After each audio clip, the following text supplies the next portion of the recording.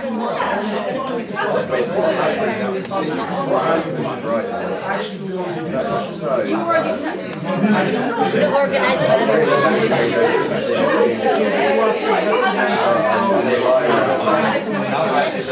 Facebook and LinkedIn. So I have to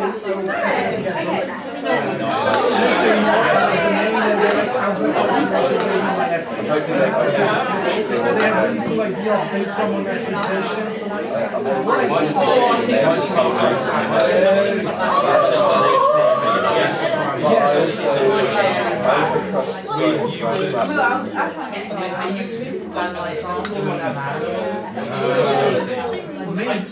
maybe it's something else, but basically what they did, let's say, so they are mentioning like, so let's say you're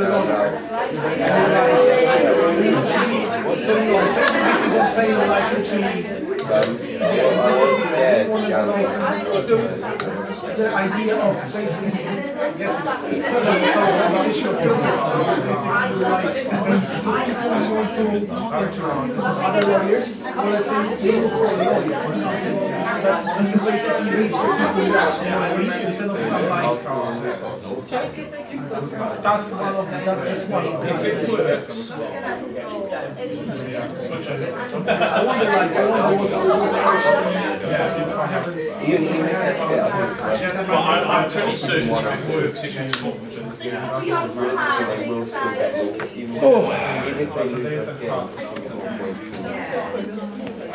Okay, so let's bring this to a close. I always want to finish this module with mention of this guy. Jaron Lanier has nothing to do with social media apart from being a commenter on it. But Jaron Lanier is one of the most important people that there is in digital media. Jaron Lanier is literally the guy who invented commercial virtual reality in the 1980s. He works for Microsoft, so all of you who have computers open at the moment, Lanier works on Microsoft's operating systems and software to make them into user experience. But he is not a Microsoft employee. He sits there and criticizes Microsoft in their own offices about what they are doing. Lanier has written 3 very, very important books, which if you want to know about digital media and the consequences of digital media, then they are extremely important. His first one is called Who Owns the Future, which he wrote in 2010 as a response to the emergence of these companies. And his argument was that we are simply allowing a group of unelected, self-chosen billionaires shape the future of our culture, and we're not having a say in it. And we're letting this happen. And he was right. Really, that idea runs through this module. The idea that our culture, social media culture, has been shaped by people, and we have allowed them to do it because we have engaged with it to such a huge extent. Lanier's other book, in his middle book, reiterates some of these arguments, but I want to concentrate today on this book that came out in 2018, 10 Reasons for Deleting Your Social Media Accounts Right Now. This book is available in the reading folder that I've provided for you on Canvas. So, literally, if you did want to read the whole thing, it will take you 2 hours, maybe, tops. It's not a very long book at all. I'm going to try and summarise the main arguments out of it in about 30 minutes. It won't take very long. 3 minutes for each argument, that'll be fine. Lanier starts with this point, and it's not a very mature one, but it kind of gets to where he's at. Lanier argues that Facebook, and he uses Facebook as the archetypical example of what a social media company is a bummer. That is an acronym. So is Google, so Instagram, Twitter, Snapchat, WhatsApp, anything you want to call, these are all bummers.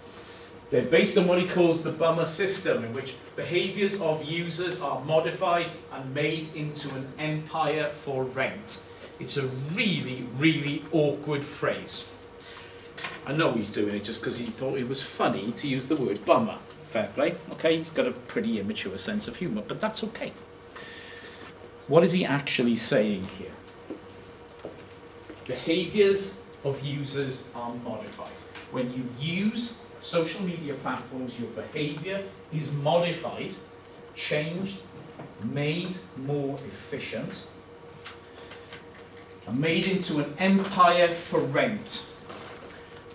This is a really inelegant way of saying that what social media does is change the behavior of users to make us into more efficient economic units for sale.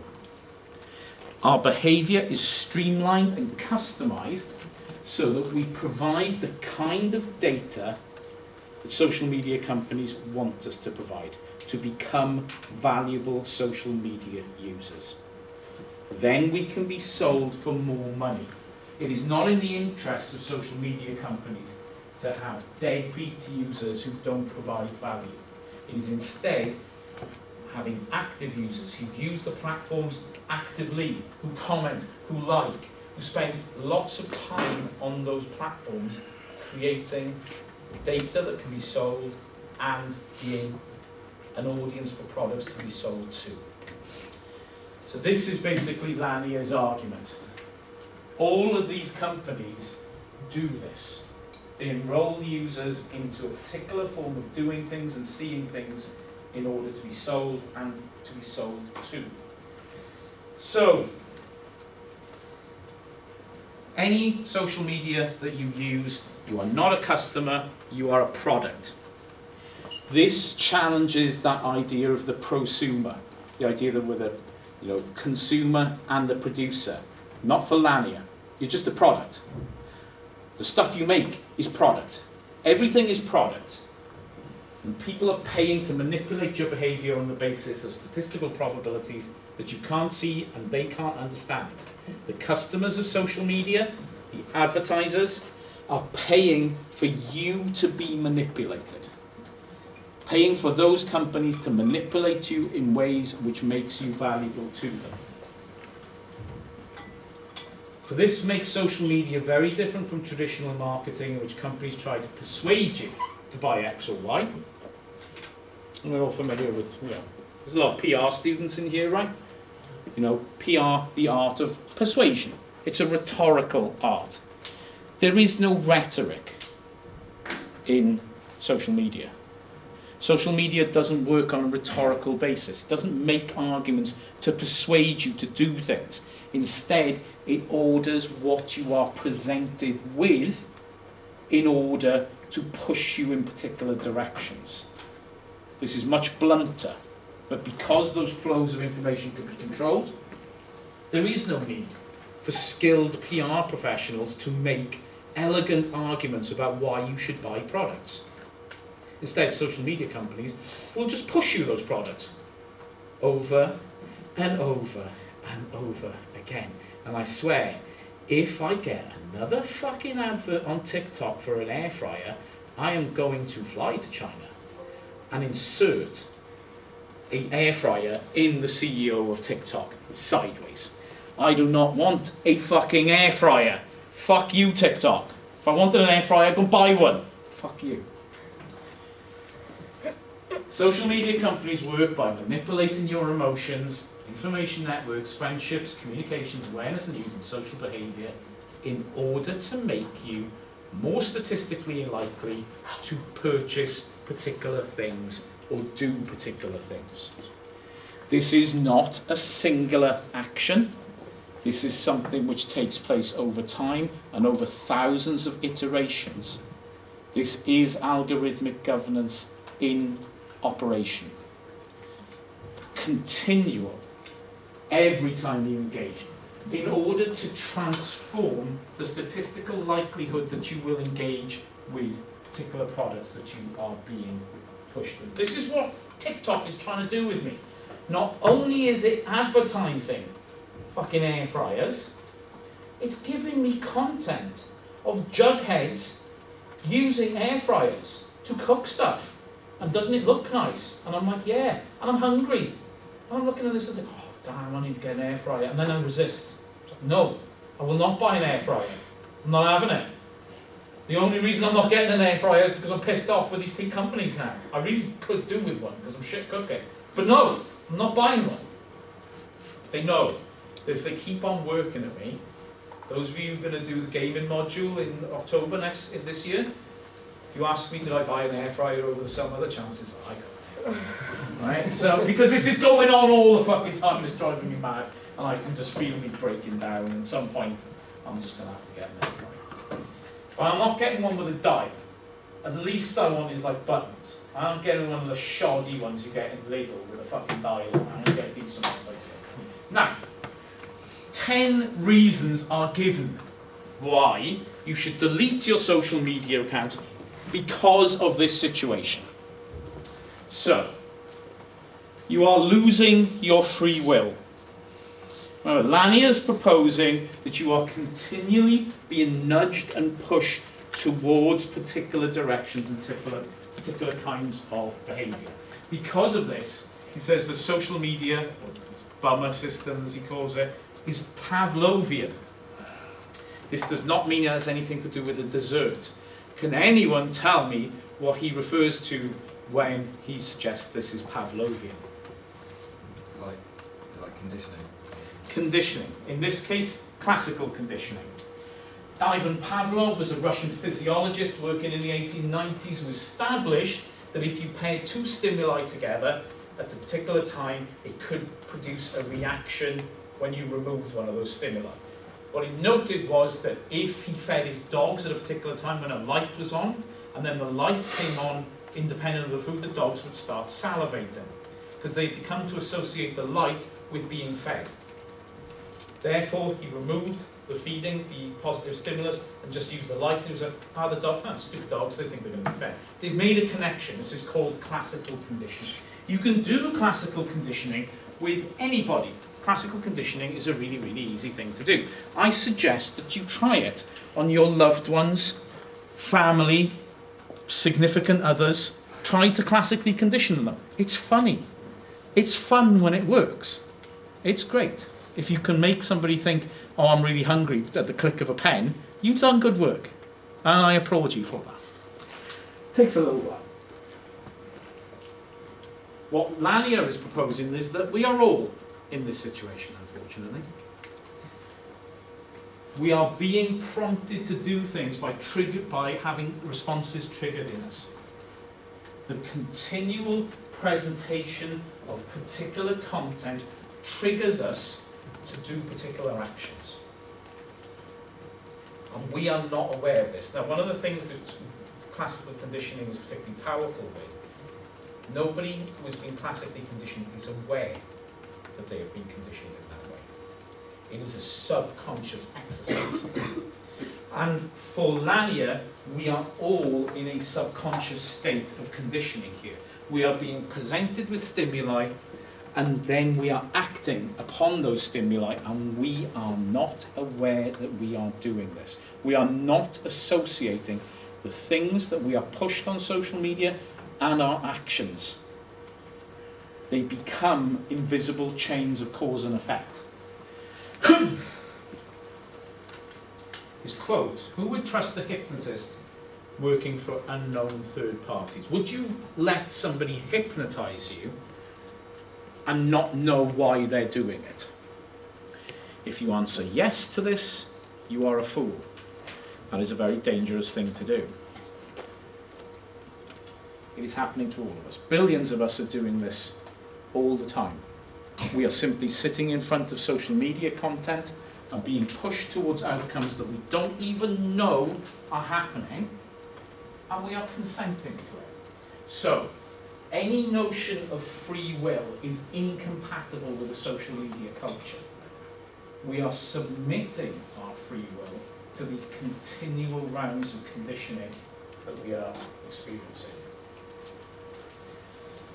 Point number 2, quitting social media is the most finely targeted way to resist the insanity of our times. The scheme I am describing amplifies negative emotions more than positive ones, so it's more efficient at harming society and improving it. Creepier customers get more bang for their buck. What is he trying to say here? The only way that you can improve this situation is not to quit Instagram, not to quit TikTok, but to quit it all instantly. There is no half in, half out measure. There is nothing that limiting your amount of screen time will achieve. Many of you have tried to limit the amount of screen time that you have as part of your social media project. Unsurprisingly, you all failed, including those who presented in their videos that they actually succeeded, because, like most media, that's a lie. I know you didn't succeed. I know you failed and you've just made a video that said that you succeeded, but you're a fucking liar. I know this to be true. That never ever happens. Some of you are going to write really considered conclusions in the next week about, well, in light of what I've done in this module and my project, I'm going to reduce the amount of screen time I do and show more consideration for the things that I do on Instagram. Bullshit. You are going to go back to dopamine scrolling in about 10 minutes. That is how it works. I do not say this because you are weak. I do not say this because I think you are liars. I don't believe either of those things are true. I say it because that's what we're up against. There is no way out of it. It is just death scrolling. That's all we have. I spent 40 fucking minutes on TikTok this morning when I should have been in the shower to get to work for 9 o'clock. I did not get to work for 9 o'clock. I got to work at 9:45 because I spent 40 minutes watching TikTok instead of going in the shower. Why did I do that? Because I'm weak. I lecture about this shit, for goodness sake. I know all the evidence stuff. I know all the research, and I still do it. It's too strong. The only thing that you can do is get out entirely. If we don't get out, society itself starts to be harmed. The way societies function starts to become a function of our endless hypnotic scrolling on social media. We become less able to communicate with one another. We become less able to efficiently understand one another's emotions and to understand one another's positions on things. That becomes very dangerous. We are already seeing the results of that across many, many countries, where political discourse has become shrill and oppositional as opposed to finding a consensus. Point number 3, social media is making you into an asshole. And this is almost certainly true. Social media makes an asshole of the best of us. I'm really never ever going to ask the question of a room of students, do you think I'm an asshole? Because you have the module review to do that. Okay? This applies to all of us. Lanier is not saying this applies just to some. What he is saying is this applies to all of us. Basically, in a very crude way, what he's saying is that social media makes us all worse people than we actually are. He gives some credit to the fact that many people are actually good people, and I have no doubt that is true. I'm not one of them. I would not really care to be one of them either. But there are good people out there. But on social media, that good is reduced for all of us, unfortunately. Why is that so? Because the main reason that we use social media is for Lanier to get that hit of dopamine. And in order to get dopamine hits, we often have to behave in ways which are not very nice. It is easier to be bad than good. It is easier to have impact on social media for being an asshole than it is for being a good person. Say something nice, you get 5 likes. Say, I want to charge into a room and mow everyone down with an AK-47, you get 25 likes. Yeah, I want to do that too. Yeah, let's kill everyone. You see what I mean? You know, people respond to violence in very positive ways. If you're chasing dopamine, this is what happens. Dependence, arrogance, excessive confidence in your righteousness or rightness, exaggeration, imbalance, pandering, ignorance, rudeness, narcissism, and at the end you become Donald Trump. Is a scientifically proven fact that if you behave like a complete prick for long enough, you will end up becoming Donald Trump. There is a colossal amount of prickishness that you have to go through to get to that point.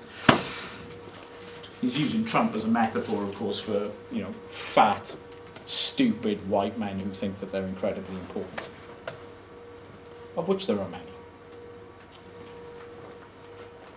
If your main reason for doing something is to feed a particular addictive quality, you will find the quickest way to do it. The quickest way to do that and gain that attention is to behave badly, not to behave well. To be critical rather than being positive. You see this? There's so many examples. You know people like this. You already know people who purely do things on social media to be controversial, to be edgy. The great metaphor of our times for a complete arsehole is the edgelord. Anyone who describes themselves as an edgelord needs to be sterilised instantly, on the spot. I am willing to do that for them. It's not a chemical procedure, it involves my foot, but they will be sterilised. Please refer them to my office. I'm more than happy to help. So, social media is making you into an asshole. Number 4, social media is undermining truth. Indeed, what is the way that we describe our contemporary times in terms of truth? We live in a that world. What do we call it? Looking at the plethora of journalism students in this room right now. We live in a post-truth world. Does make us question why we even need journalists if we don't need truth. Why do we run degrees in journalism when we live in a post-truth world? For Lanier, when everyone is fake, everything becomes fake. When people are fake, everything becomes fake. Social media, and again, a lot of you have approached this in your projects, where you've looked to adapt Goffman's work on the presentation of self in everyday life to explain what you do on social media.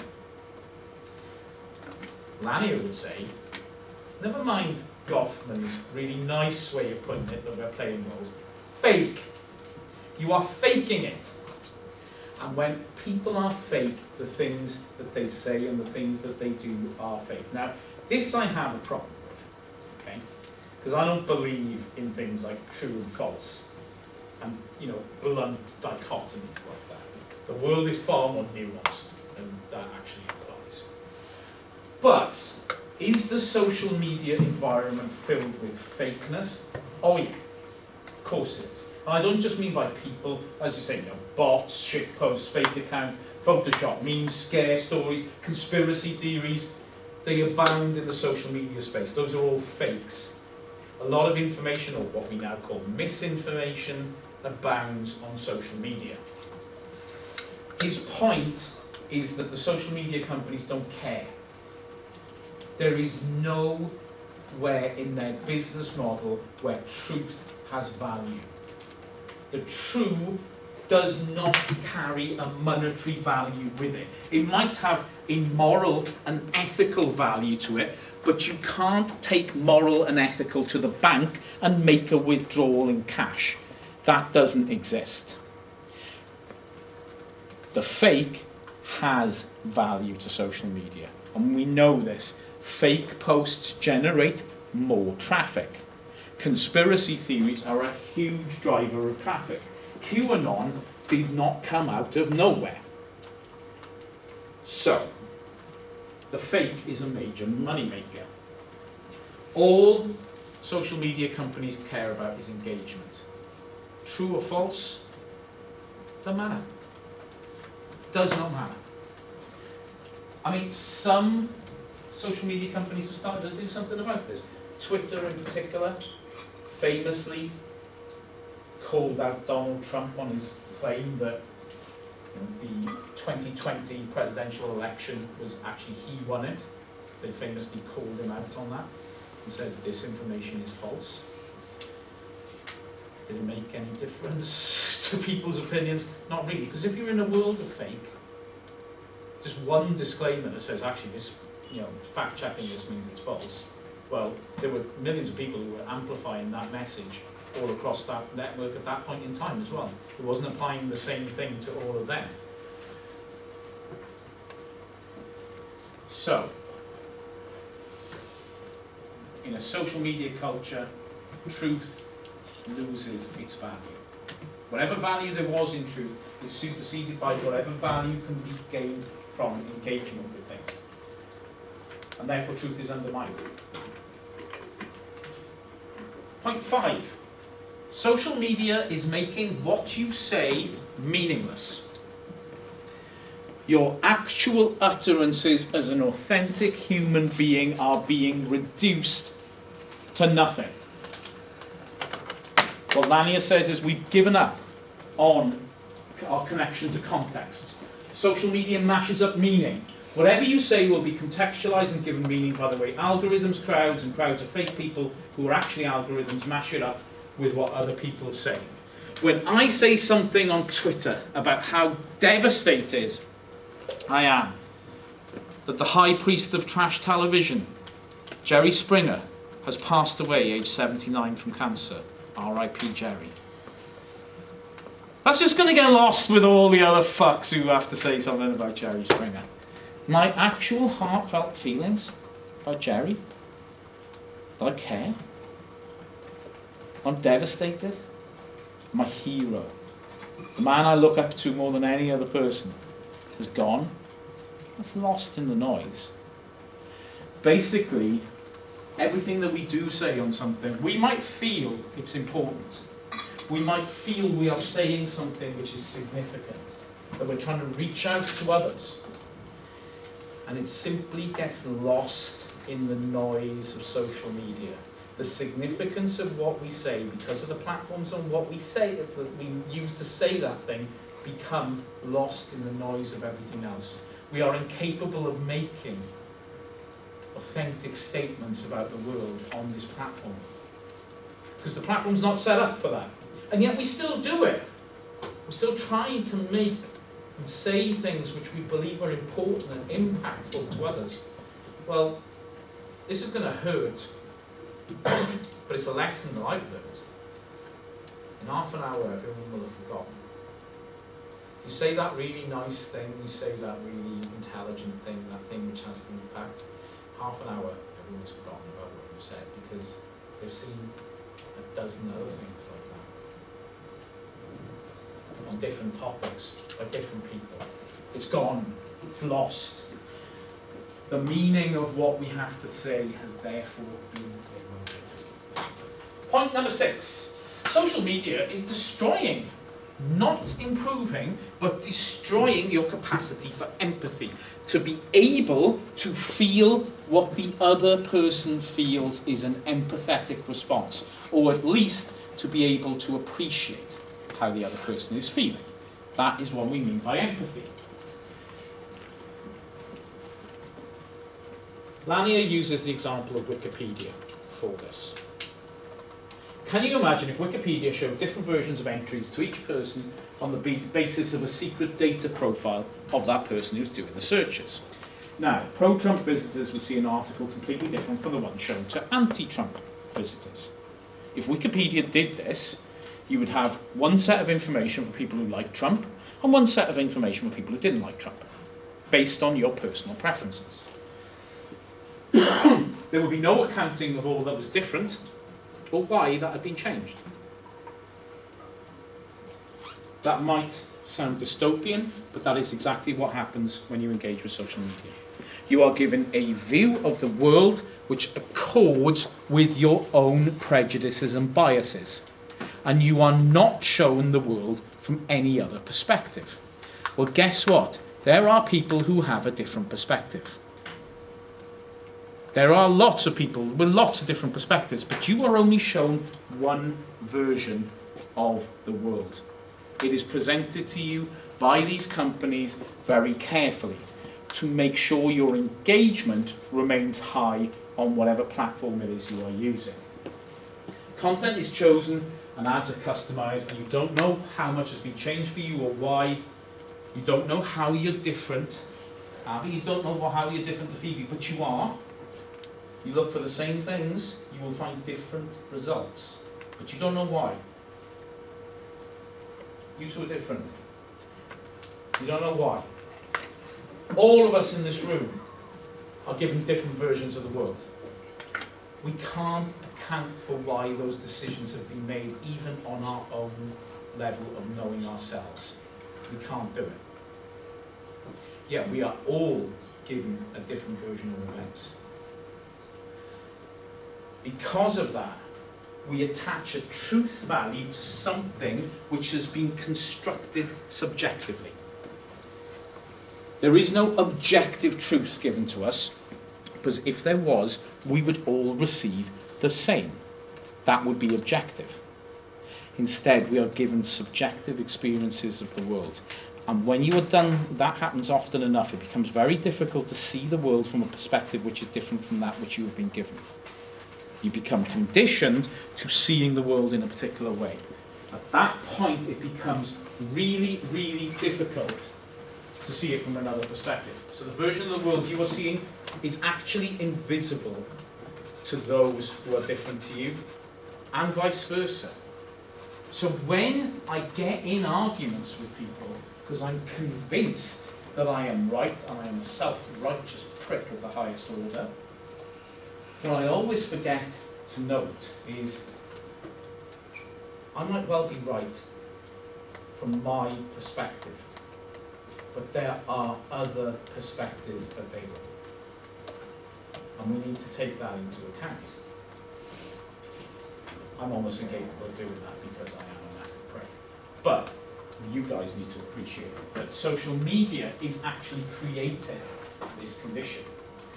Something we have covered extensively, social media is making you unhappy. On average, social media usage is correlated to insecurity, particularly around our physical appearance. Anhedonia. I love this word so much. Anhedonia is one of my favourite words in the entire world. Can anyone tell me what anhedonia means? Is it kind of like apathy? Worse. Like worse than Hedonia is the same root in Greek as hedonism. Does anyone know what the word hedonism means? Love for yourself. No, I know where you're coming from, but yeah, that's not quite. Isn't it like love for pleasure or something? Yeah. Great, excellent. Yes, love pleasure, and to do things in life which only seek pleasure. Yeah. So a hedonist is somebody who's only interested in self-gratification, no matter what form that takes. Anhedonia is the opposite of hedonia. And an anhedonic person finds joy in nothing. So if you are anhedonic, you have no happiness in anything at all. But moreover, you seek unhappiness too, because it becomes your condition of life. You might think, there's nobody like that.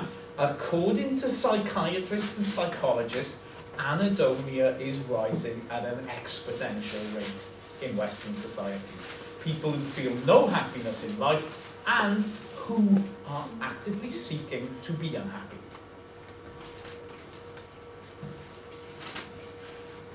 It's the way of the future, people. Give up. Be unhappy. It's going to be great. Love drugs. You'll be fine. Prozac. Fine. Depression and so on. And the more you use it, the worse it gets. High levels of social media use are correlated with in particular insecurity, depression, and so on. Albeit, these are not strong associations. And correlation, whenever you see the word correlation, you should never imply causality, because a correlation is when two things occur together but you don't establish a relationship between which causes which. If you don't feel like you're having as much fun, beauty, sex, intelligence, popularity, influence or power as people around you, you're probably going to feel sad about that. And guess what? That's what social media encourages you to feel. The carefully curated lives that you are presented with on your social media feeds encourage you to believe that everyone around you is having a better life than you are. This is deeply problematic. We are all familiar with this. You go on Instagram and you see what people, even people you know, and you know their life sucks. Yeah, you all have done this, right? You know somebody, you've got a friend who, like, you go on Instagram and you see what they've posted and you think, oh my God, that looks amazing. They look so, I wish I had that. And then it takes you a second to realise, whoa, wait a minute, that person, their life utterly blows. They have got nothing to look forward to. They have nothing going on. Their life is a complete fucking bin fire of shit. You know these people, right? But that initial instinct on social media is really powerful. It's like, damn, I wish I was doing that. And you're like, yeah, but we know that they suck as well. So,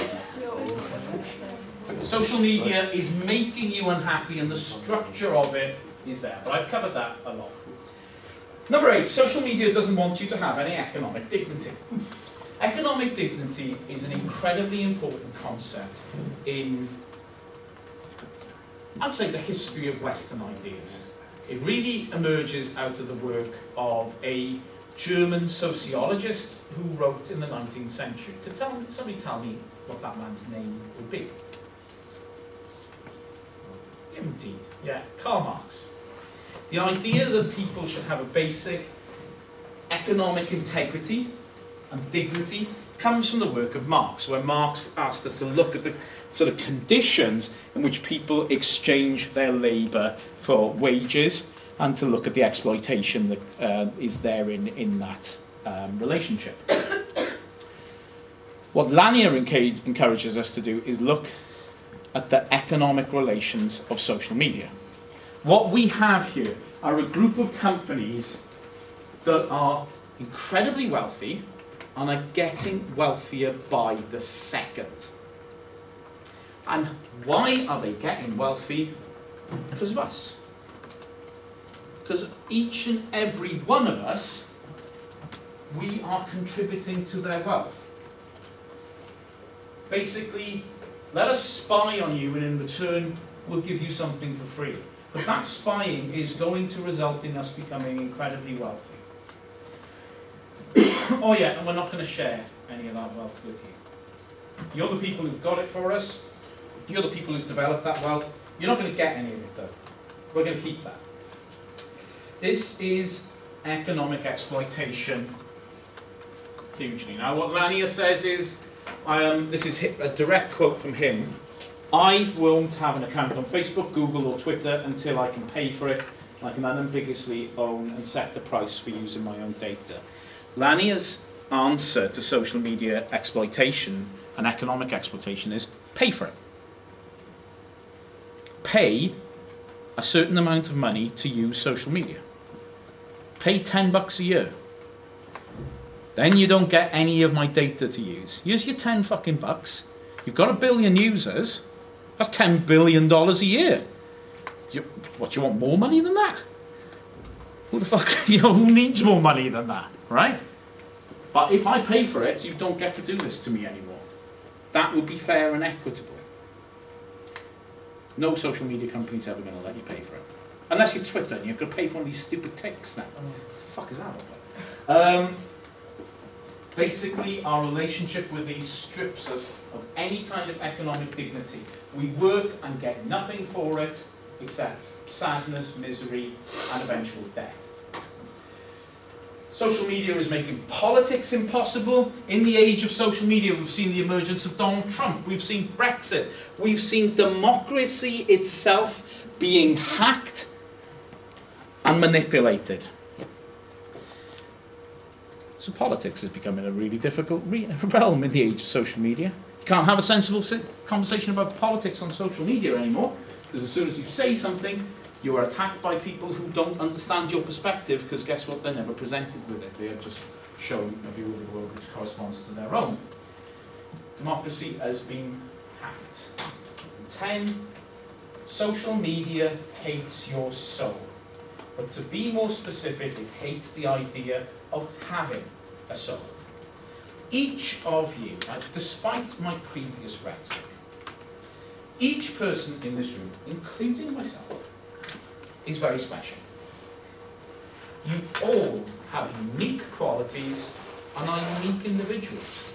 And all of you have an limitless and endless capability for empathy, warmth and love. You're great. Well done. Social media doesn't give a fuck about any of that stuff.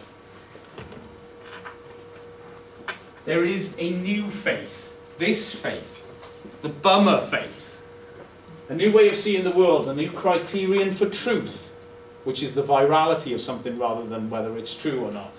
New sacraments, the purpose of your life is now to optimize it. You have been baptized, and new religious absolutes that follow it. Facebook's statement of purpose includes the intention that every single person has a sense of purpose and community, according to how they define those terms. What Lanier is saying is the things that make you unique, the things that make you valuable, are not things which translate into the social media world. So you have to make new stuff. You have to attach new values to people. You have to make people valuable in different ways. Because the stuff that actually makes us human, we can't really make that happen in social media. So we've got to give new values for people to actually correspond to.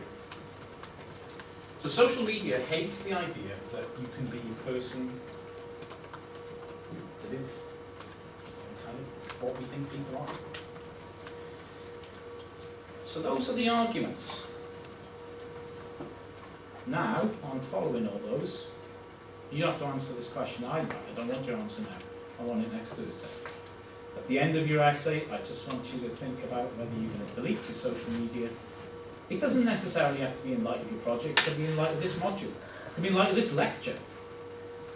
But in light of everything you've done since January, is it time to hit the delete button? Knowing full well, none of you want to do it.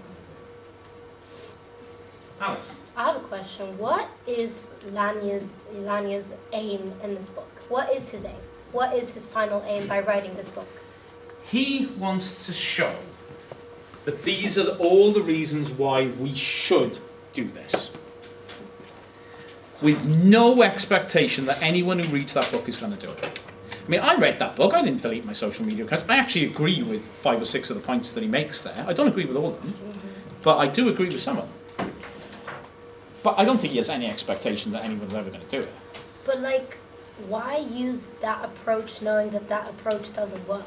Because it poses everything he writes in that book as a challenge.